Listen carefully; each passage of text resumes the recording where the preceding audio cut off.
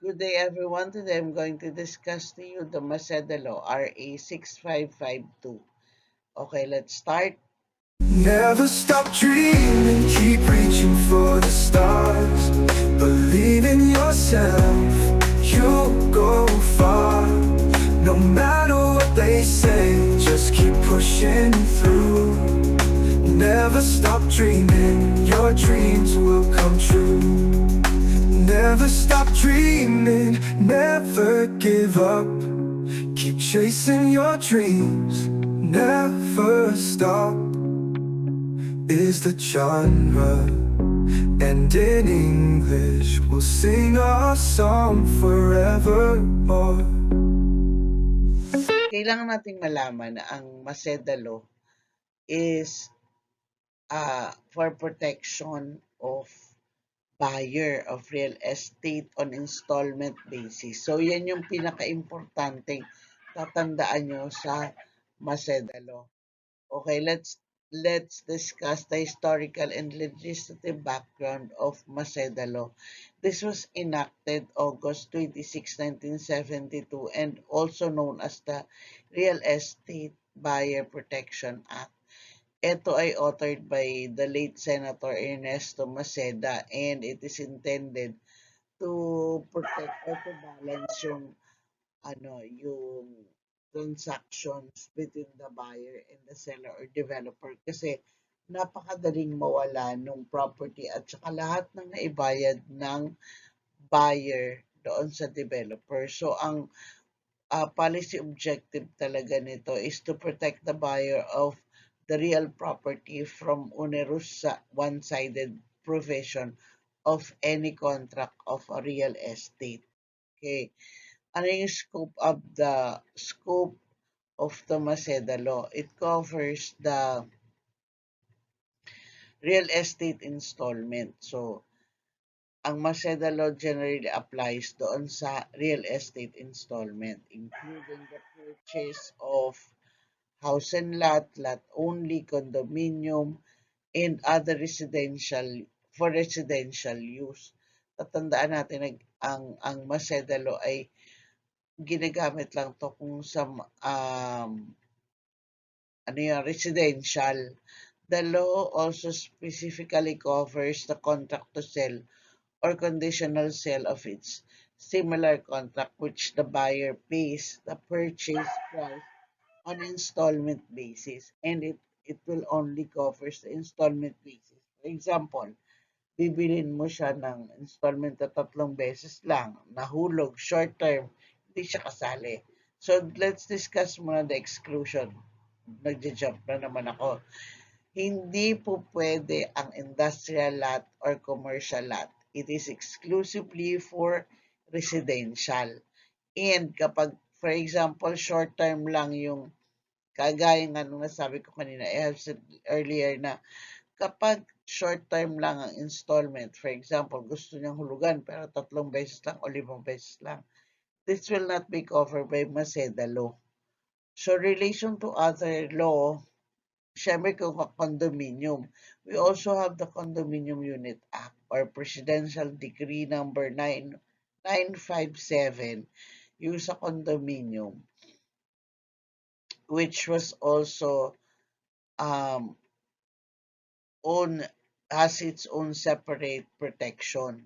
Kasi may ibang policy sila. But most of the protection, not all the protection under our PD 952 are identical. Hindi lahat pareho doon sa Maseda Law. And also the Maseda Law, ganun din. Hindi din lahat. May manonote ka din talaga na kakaiba sa kanilang dalawa. Okay. So the key provision and protection under the Maseda Law, the right to the grace period. Okay. Pag right to grace period, isa pa is the right to grace period. Ang minimum period, kailangan makabayad ka ng at least 2 years para ma-avail mo yung 1 month for every year paid na grace period. Meron kang grace period ngayon na allowed si buyer for an additional time to cure any default in payment without, syempre, without penalty, na hindi ka nila bibigyan ng additional penalty kapag na within the grace period ka pa. So, number two, exercise to the grace period. Meron ding once every 5 years during the lifetime of the contract and its extension. During the grace period, the buyer must pay unpaid installment due. Kailangan magbayad kayo para yung mga buyer, para hindi mag-cancel yung seller doon sa sa kontrata, or hindi rin magkaroon ng maraming penalty kapag may default na si buyer. So for the buyer with less than 2 years, diba yung may grace period lang may 2 years. Pero yung less than 2 years of installment paid, meron din namang grace period na ibinibigay sa seller. Meron siyang 60 days grace period from the date of the default para bayaran. Okay? Or else, pag nag-exceed na ngayon sa 60 days, then the seller can cancel the contract. Next, the right to refund. When refund is applied, kapag si buyer nakabayad na ng 2 taong installment, nagkaroon ng default on further payments, the law entitles the buyer to a cash surrender value or yung refund. Magkano ba mare-refund? This cash surrender is equivalent to 50% of the total payment made. It will increase 5% for every additional year beyond 5 years. Ngayon, ang maximum lang na pwedeng ma-refund, kasi di ba ang haba ng installment, so sobra for sure yan, is 90% lang of the total payment made. So halimbawa, eto nakalagay dyan. Suppose the buyer has paid 1 million total installment over 7 years. Sa Maseda law, ang buyer, tapos sa buyer nagkaroon ng default, the seller canceled the contract, and therefore, magkakaroon siya ng refund, 50%. 50% of the total paid. So, 1,500,000 agad ang mare-refund niya. Meron pang additional 5% for every year. Since 2 taon ang sobra sa 5 taon na nasa example, so may additional 10% pa siyang pwedeng ma-refund. So, ang total na mare-refund niya is 60%. Therefore, the buyer can refund 600,000. Kailan siya pwede? Timing of the refund. The seller is obliged to refund the buyer upon seller's cancellation of the contract. In practice, dispute may arise when determining the exact timing, and many parties negotiate or file legal action if the timing of or amount of the refund becomes contentious. Yun ang nagkakaroon ng dispute kapag hindi nabibigay agad ni seller yung refund or mali yung pagkakakompute ng refund or mababa masyado ang refund na binibigay ni seller. Okay. Notice of cancellation or demand for rescission. Ang mangyayari, magkakaroon ng mandatory written notice. Tandaan nyo, written notice will do. Prior to the cancellation or rescission, the seller must serve a notarized notice of cancellation or demand of rescission to the buyer. If the contract is declared canceled, and therefore, the refund obligation must be settled. So, kailangan pa after the cancellation, masisettle na ang refund. Ngayon, yung public instrument or notarized is an additional legal certainty. Cancellation is often done through a public instrument or a similar means to ensure that there is a proper documentation of the cancellation. Now, ang mandatory talaga doon is the written notice. Okay? As yung public instrument is only an added legal certainty for the said cancellation. Okay? Ano yun naman yung buyer's remedy? Remedy ng buyer and the seller. One is the buyer should avail the grace period. Di ba may grace period naman? So, ano nila yun? Para ma-prevent yung cancellation. Tapos, no additional interest at saka penalty naman or charges during this grace period. So, the buyer should avail of that. So, meron pang demanding refund. So, mag-demand ng refund. Kung nakadalawang taong hulog, mag-demand ng refund. Hindi pwedeng hindi. Sabi, di ba, as we have discussed earlier, kinompute yon, may default na si buyer. So, the remedy help offset losses incurred by the buyer over the course of payment. So, pwedeng mag-demand ng refund or cash surrender value.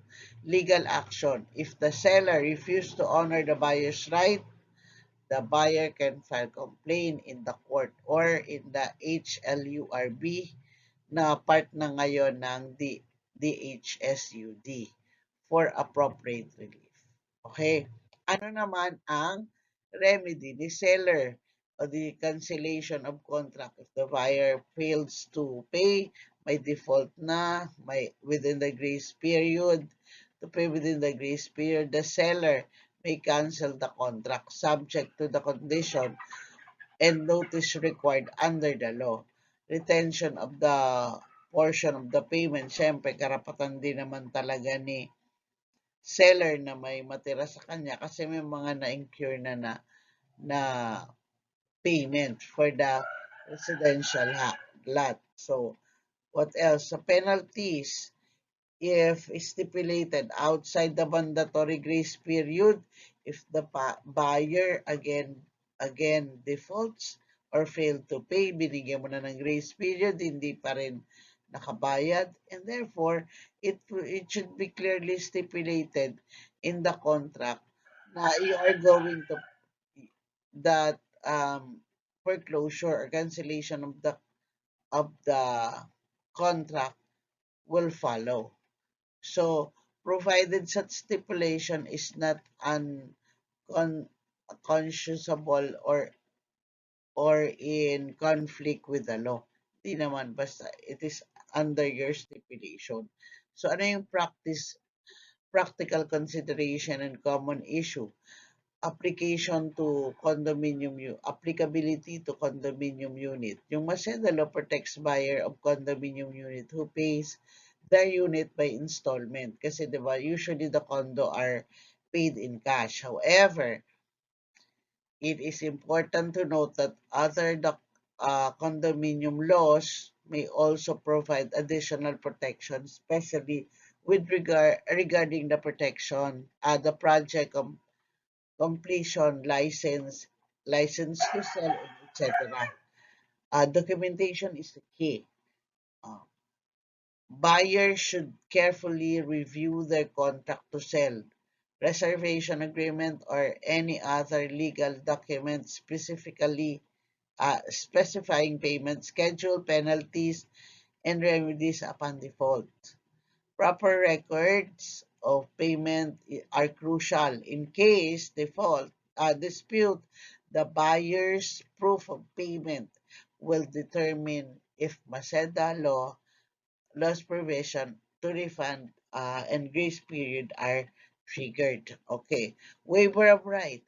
Any stipulation that attempts to waive the buyer's right under Maseda law is generally considered void for being contrary to public document. So the buyer should be very vigilant if the seller's contract includes clauses that might unlawfully diminish the protection under the Maseda law. Okay. Number four, extended or reamortization contract. In practice, the seller may offer reconstruction or reamortization option to the buyer to face terminal financial setback. Ayan na, kumbaga, hindi naman agad-agad taga niriremata o kinukuha ng seller agad kapag may default na. Such arrangement might extend the term of payment or temporarily reduce monthly installment, all of which should be clearly documented in writing. So judicial or extrajudicial cancellation. Dapat sa law, yun lang, hindi siya kalimitang nag ng court action to cancel the contract. The seller can effect extrajudicial cancellation by following the law provide procedure. But non-compliance with these procedural requirements can make the cancellation legally infirm. Okay. Judi Jurisprudence and enforcement. The court interpretations, yung korte natin liberally interprets the Maseda law in favor of the buyer. Okay. As it is the remedial and protective legislation. So, yung court din, mapupunan nyo na ang decision nila uh, will resolve on the buyer's favor. Yun. The HLURB has administrative jurisdiction over the dispute involving subdivision and condominium project. Buyers frequently filed complaint here for enforcement of Maseda law. Okay. So, ang burden of proof ay laging nasa buyer. Ano nila, sila magpo-prove kasi sila ang may resibo. Kaya dapat intact ang requirements, 'di ba? Kung kailan kung magkano na ang na bayad lahat-lahat, kung magkano magiging refund kung sakali, tapos ano yung kailan yung grace period, nasa grace period pa ba siya. So the burden of proof will be on the buyer side. Okay. Penalties for non-compliance. Yung failure to comply with the law requirements, it focuses, the Masada law focuses more on the remedial provision. So, it can expose the seller or developer to civil liability damages, and the complaint can be brought before the DHSUD or the court. So there may also be a reputational risk for developers who breach these rules, which can affect future licensing and project approval. Okay. The best buyer's practice, una syempre, ano dapat gawin ng buyer? Understand the contract. Ito yung lagi kong sinasabi sa inyo. Pag may nahawakan kayong kontrata, basahin nyo. Keep all records of payment. Tapos, kapag may default na, asikasuhin agad. Okay. Kung kailangan na ng legal advice, make it the earliest possible time.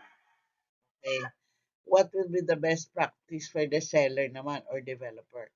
Always comply with the requirements. Okay. Yung kailangan ba siya notarize, may written, ano ba siya, may written notice, diba? Observe the correct grace period before the cancellation of the contract. Tapos maintain yung transparency, yung payment penalties, interest, the buyer's outstanding obligation, and then adapt to fair policy. Kailangan tayong sumunod sa Maseda law or else it will be declared void. Okay. To conclude, the Maseda law remains the vital protection mechanism for real estate buyer who purchase property on installment term in the Philippines. By mandating clear grace period, notice requirements, and refund entitlement, the law seeks to level the play, uh, play, playing field and prevent undue hardship on the buyers faced with financial difficulties. For seller, for sellers, compliance with the Mazda law ensures fewer disputes and bolsters trust in the real estate market. While the law lays out clear guidance, dispute can still arise in actual practice, especially concerning the calculation of refund or the timing of the notice. Keeping meticulous records, understanding contractual stipulation, and promptly seeking guidance for legal professional or government agencies can help both the buyers and the seller manage the potential dispute conflict more effectively. Okay? And that concludes our lesson for Masada Law. Thank you. And if you're not my subscriber yet, subscribe so you can be notified every time I'm going to upload a video for you guys. Thank you and God bless. Good luck on your exam.